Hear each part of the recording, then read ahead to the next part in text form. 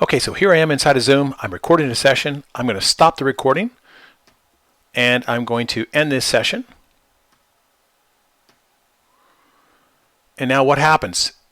My computer recorded, and it's now going to save that meeting. Here it is. It should open up on your computer to show you exactly where it is. If I pull that into VLC player, I can play it back, and there we go. Everything looks good.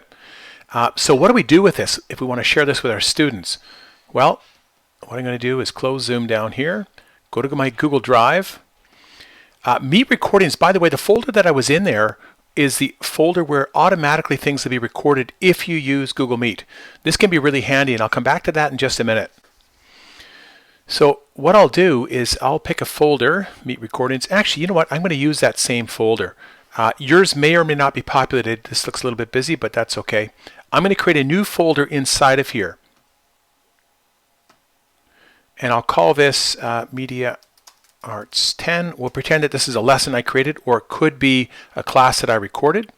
So what I'll do is I'll go back into that folder and drag the video. It's uploaded and it's inside of a folder. So what I'm going to do is go back here to the previous folder and I'm going to share this folder. What I should probably do first is right click on this and rename it. Okay, what that'll allow me to do, or allow this to automatically do, is sort by date. So I know that's Media Arts 10, I know the date. I'm going to go back to Meet Recordings, Media Arts 10.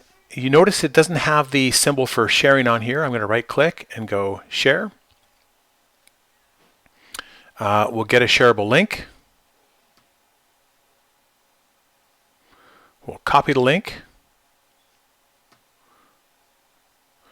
And what this does is it allows us to share an entire folder. That's handy, so we don't have to each day go back and link to individual files. We can just drop all of them into one folder, sorted automatically by date, link to that folder, and we should be good to go. So what I'll do now is go into Classroom. I'll open up Media Arts 10. I might go to Classwork. And inside of here, what I'll do is create a material, and I'll say Class Recordings. We'll add a link, and we'll paste that link. Now you might have noticed that we could have added Google Drive. The problem is here, it won't actually let us share a folder. It'll only allow us to share individual files.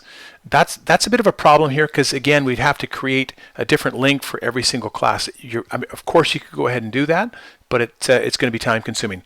What this does, I'll post it and just show you, is if it works right, it should open up that folder for students. So if I click Class Recordings, click here, there we go. It's going to open up that folder, and they would see all the files inside of here. They wouldn't be able to go into your other folders unless you also share them. I'm able to do this because, of course, this is my folder. I'm going to do one more example. Let's say that you're using Google Meet for your recordings, which is a great way to go because it automatically names and also deposits them all the recordings into this folder, Meet Recordings. You should have the same thing if you've been using Google Meet and you click the record button. So I've got this one right here. It's a small file. I don't know what it is, but that's irrelevant. Let's pretend that it's a Media Arts 11 recording. I'm going to right click and I'm going to go rename. Just grab the file and drag it into that folder. You'll have to click move. When you go in there, there it is. Now you can notice my naming convention is slightly different. You want to keep the same naming convention to make this work. So we'll rename this again. I'm going to call this A because I already have one with the same name. And there we go. It automatically sorted them. You could also, or anyone could simply click on last modified, and that would then sort them by the last modified. You can see that this one was just deposited in here at this point. I was going to also mention that there's no reason why you couldn't have two folders. One that would store your class recordings, for example, and perhaps one that would store lessons.